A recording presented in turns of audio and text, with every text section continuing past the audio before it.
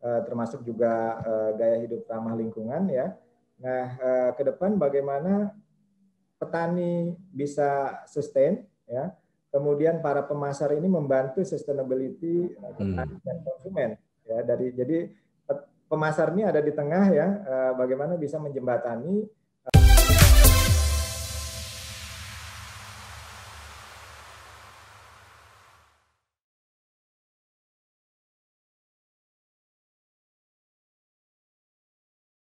Assalamualaikum warahmatullahi wabarakatuh.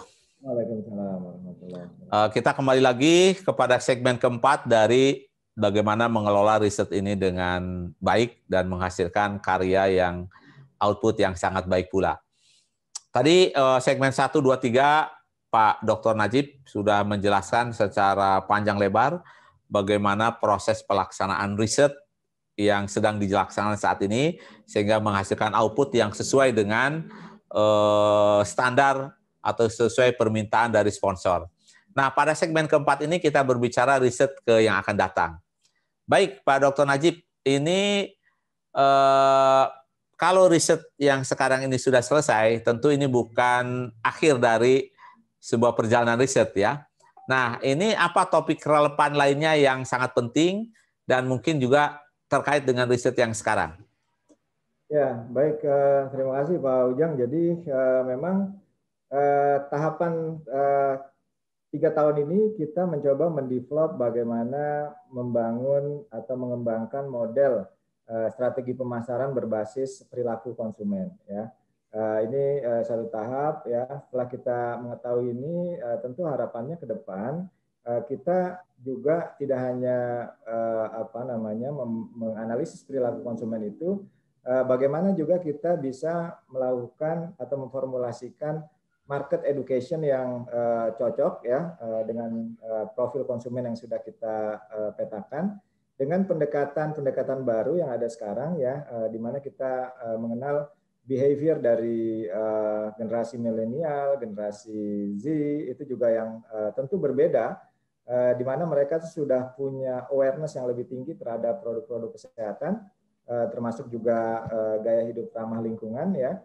Nah, ke depan bagaimana petani bisa sustain ya, kemudian para pemasar ini membantu sustainability petani dan konsumen ya. Jadi pemasar ini ada di tengah ya, bagaimana bisa menjembatani petaninya bisa sustain ya, kemudian konsumennya bisa mendapatkan produk-produk yang berkualitas ya dengan tadi standar keamanan pangan yang baik. Nah, ini tentunya penelitian. Jadi dampak positif terhadap sebuah pelaku ya. Nah, ini yang akan kita coba potret dan coba kita kembangkan di waktu yang akan datang gitu Pak. Oke, nah ini menarik ya. Jadi ternyata dari riset yang sudah dilakukan itu menginspirasi topik riset berikutnya, terutama yang lebih bisa diterapkan ya untuk membantu masyarakat. Tentunya ini masyarakat petani ya yang menghasilkan pangan ya, baik pangan yang bukan organik maupun pangan organik. Nah, kira-kira kalau ke depan nih novelty apa yang seharusnya dimunculkan ya dalam riset mendatang ini? Ya, kalau dari sisi kebaruan ya, kalau kemarin kita memotret strategi pemasaran berbasis konsumen dengan pendekatan teori of land behavior yang selama ini banyak kritik ya. Terus kemudian kita coba improve dengan memasukkan pendekatan socio culture ya, di mana itu belum tercover di dalam teori of land behavior. Nah, ke depan tentu kita karena sekarang eranya digital ya, bagaimana kita bisa memotret behavior konsumen di era digital ya, dan bagaimana perilaku adopsi mereka terhadap produk ya. Nah, ini yang saya kira masih perlu lebih banyak diungkap lagi ya. Karena pendekatan teori of land behavior itu belum memasukkan unsur teknologi di situ, karena memang dikembangkan di waktu yang sudah lama ya. Kita memasukkan unsur teknologi di mana konsumen ini sekarang sangat familiar dengan digital ya, tentu mereka memiliki behavior yang juga berubah. Nah, pola adopsi mereka itu sama nggak dengan zaman dulu atau zaman kemarin misalnya ya. Nah, ini yang kita harus kembangkan lagi. Mungkin novelty-nya nanti ke arah sana gitu, Pak Ujang. Oke, nah ini menarik ya. Bagaimana pemirsa sekalian, Dr. Najib dengan jelinya melihat gap yang ada, ya, yang itu harus ditutup gap itu dengan riset yang berikutnya. Nah, terutama tadi membahas mengenai teori offline behavior ya, yang dimana konten teknologinya itu belum banyak diekspor. Ini yang menjadi ciri riset yang akan datang. Oke, ini saya pikir menarik sekali ya. Mudah-mudahan sukses untuk riset berikutnya ya. Sehingga mungkin tidak perlu istirahat, langsung kalau ada peluang dibuat lagi proposal, begitu kira-kira ya. Ya, insya Allah, insya Allah. Amin, amin ya. Mudah-mudahan pandemi ini segera berakhir ya, sahabat sekalian.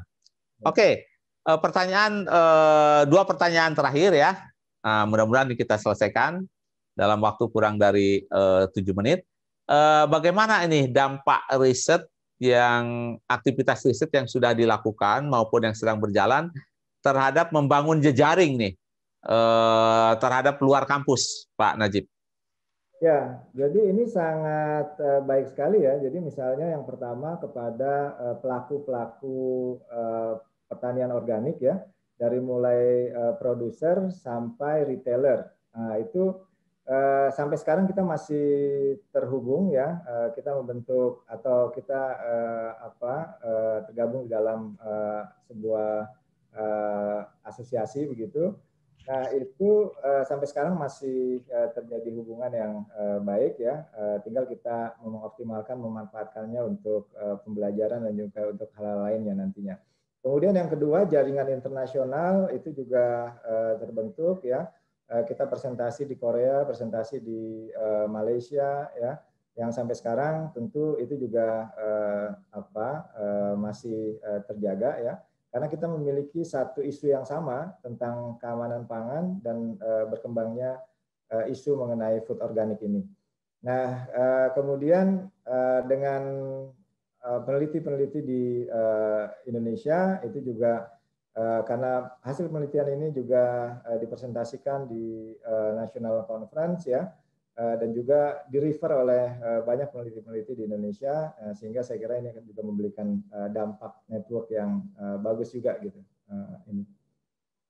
Wah, baik, ini luar biasa ya. Ternyata dari riset yang tadinya tim yang hanya berempat atau berlima, dengan riset ini ternyata membuka jejaring ya.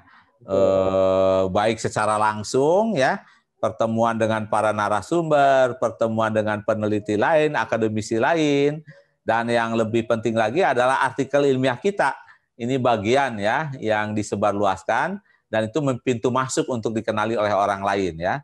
Nah, jadi para peneliti muda nih, para dosen muda jangan lupa ya mengalokasikan sebagian waktunya untuk meneliti ya, dan usahakan bisa mendapatkan pendanaan dari sponsor, karena itu yang menjadi menjadi salah satu kurikulum vitae yang sangat penting.